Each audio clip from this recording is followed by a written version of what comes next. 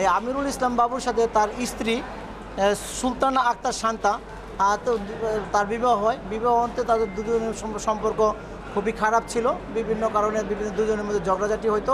এরই ফলশ্রুতিতে আমিরুল ইসলাম বাবু বিগত 26/12/2020 সিং তারিখ রাত্র অনুমান 10 ঘটিকার পর হতে 29/12/2020 সিং তারিখ সকাল অনুমান 9 ঘটিকার মধ্যে যে কোনো সময় তার স্ত্রীকে পুতা দিয়া পিটাইয়া হত্যা করে।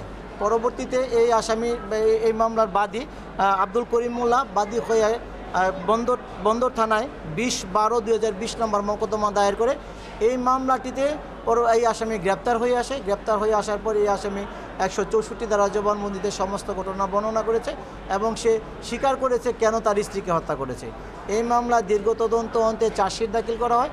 চার্জশিট দাখিল করলে মামলাটি বিচার ও নিষ্পত্তির জন্য বিজ্ঞ জেলা ও দায়রা জজ আদালতে বদলি করা হয়। বিগত 22/5/2022 তারিখে এই মামলায় চার্জ গঠন করা হয়।